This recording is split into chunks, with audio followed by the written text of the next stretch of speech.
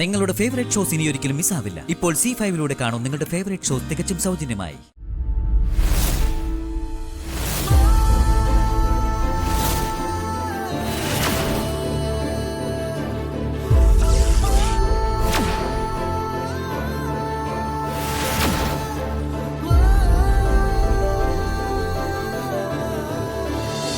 കുട്ടി ഇതെവിടായിരുന്നു? Cash കൊണ്ടുവന്നോ? Cash ഞാൻ കൊണ്ടുവന്നില്ല. എത്രയാ ക്യാഷ് അടയ്ക്കേണ്ടത് എന്നോട് പറഞ്ഞാൽ മതി, ഞാൻ അടച്ചോളാം. നിങ്ങൾ കഴിയുന്നത്ര വേഗത്തിൽ ഓപ്പറേഷൻ നടത്തണം. ദയവ് ചെയ്ത് ഒരു നിമിഷം പോലും ഇനി ഓപ്പറേഷൻ തുടങ്ങാൻ താമസിക്കരുത്.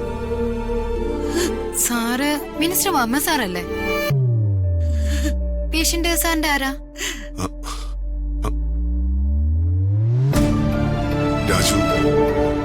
രാജു എന്റെ മരുമകനാണ്.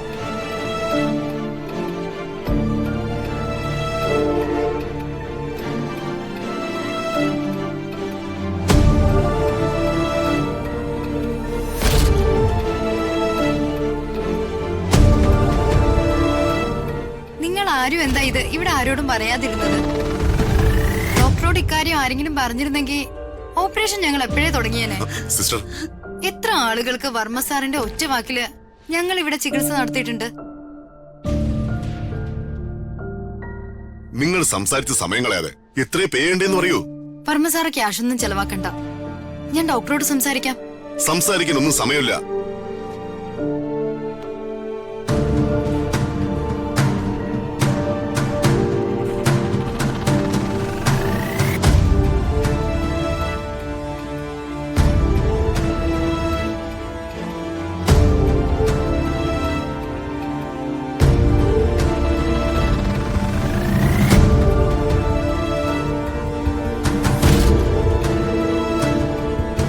എമൗണ്ട് എത്രയാണെന്ന് വെച്ചാൽ എഴുതിയെടുക്കാം.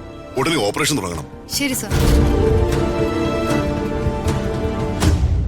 വർമ്മ സാറേ, എങ്ങനെയാ വർമ്മ സാറിനോട് നന്ദി പറയട്ടെന്ന് എനിക്കറിയില്ല.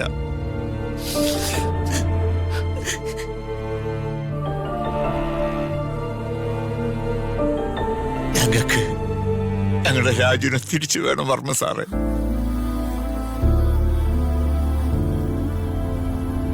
വർമ്മ സാറിനോട് അവൻ ചെയ്യാൻ വള്ളത്തൊരു തെറ്റ് ചെയ്തു.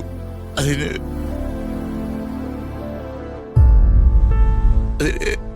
വർമ്മ സാർ അവന്റെ മനസ്സുകൊണ്ട് ശപിച്ചിട്ടുണ്ടെങ്കിൽ അതേ മനസ്സുകൊണ്ട് അവന് മാപ്പ് നൽകണേ വർമ്മ സാറ്.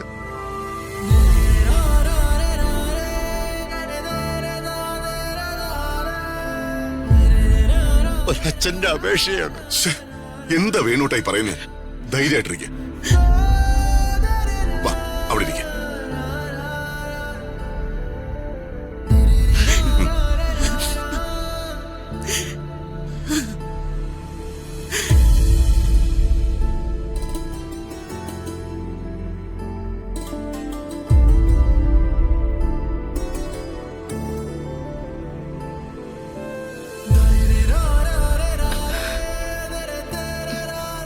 ഋതികയുടെ ഭർത്താവ് രാജു ആയിരുന്നോ?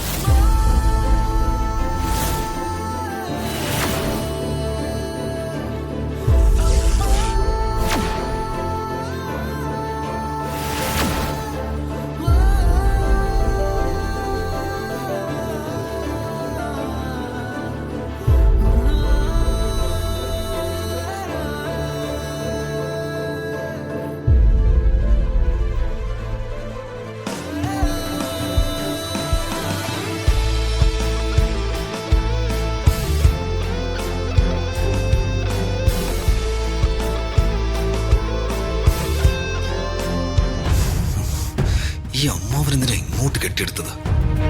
അമ്മയോട് ഞാൻ പ്രത്യേകം പറഞ്ഞതാ.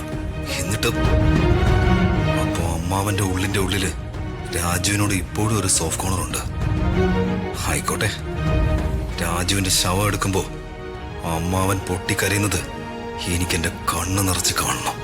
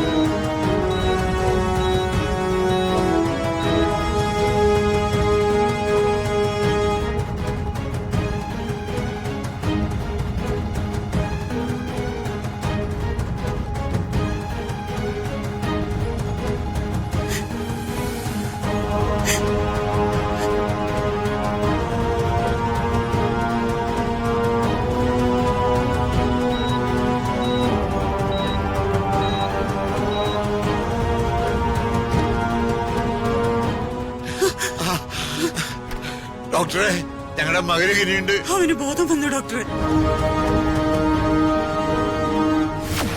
ഞങ്ങളുടെ മകന് ഇനിയുണ്ട്. അവന് ബോധം വന്നു ഡോക്ടറെ. എത്ര ലക്ഷങ്ങൾ കൊണ്ടുവന്നിട്ടും ഇനി പ്രയോജനമില്ല ചേട്ടാ. ഞങ്ങൾ ശ്രമിക്കാവുന്നതിന്റെ പരമാവധി ശ്രമിച്ചു. രാജുവിന്റെ ജീവൻ രക്ഷിക്കാൻ ഞങ്ങൾക്കായില്ല. രാജു മരിച്ചു. അത് ദയവ് ചെയ്ത് നിങ്ങൾ ഞാൻ പറയുന്നത് സമാധാനത്തോടെ കേൾക്കണം.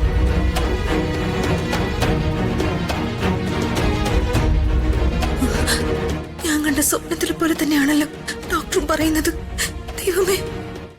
ഡൗൺലോഡ് ചെയ്യൂ C5 ആപ്പ്. കാണൂ എല്ലാ എപ്പിസോഡുകളും സൗജന്യമായി.